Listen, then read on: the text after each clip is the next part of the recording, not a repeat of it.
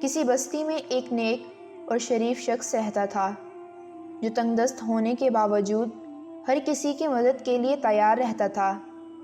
ایک دن اس کے پاس ایک شخص آیا اور بولا، اے سخی، میں نے ایک شخص سے قرض لیا لیکن وقت پر اسے قرض لوٹا نہ سکا۔ اب وہ مجھے قید کرنے پر آمادہ ہے۔ اس شخص کو معمول رقم درکار تھی جو اس وقت اس نیک شریف النفس کے پاس نہ تھی۔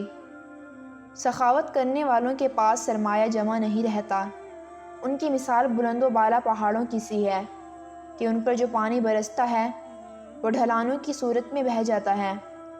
سوالی کو اس کی رقم نہ ملی اور قرض خواہ نے اسے قید کر دیا۔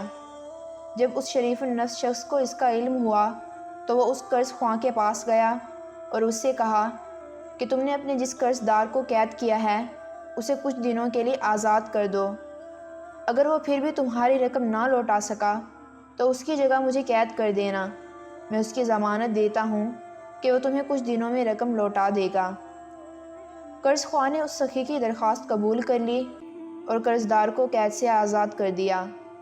سخی نے اس سے کہا کہ اللہ عز و جل نے تجھے قید سے رہائی عطا کی، اب تو یہاں سے بھاگ جا، اور قرض دار وہاں سے فرار ہو گیا اور معاہدے کے مطابق قرض خواہ نے اس سخی کو قید کر لیا۔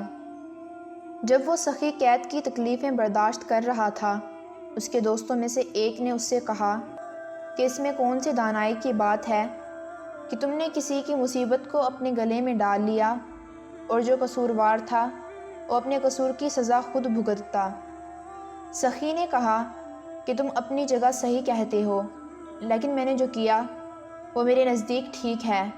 وہ میرے پاس سوالی بن کر آیا اور اس کی رہائی کی، اس کے سوا کوئی صورت نہ تھی کہ میں اس کی مدد کرتا۔ اب یہی ہو سکتا تھا کہ میں اس کی جگہ قید کیا جاؤں۔ پھر وہ سخی قید خانے میں ہی مر گیا اور اس کی رہائی کا کوئی سبب پیدا نہ ہو سکا۔ اگرچہ اس کا یہ انجام اچھا نہ تھا مگر اس نے حقیقت میں ایک نئی زندگی پالی تھی۔ احسان کرنے والوں کو اللہ تعالیٰ پسند کرتا ہے، اور قرض خواہوں کو چاہیے کہ اگر قرض دار ان کی رقم نہ لوٹا سکیں تو وہ ان کے ساتھ احسان کرتے ہوئے انہیں معاف کر دیں کہ یہ بڑی نیکی ہے۔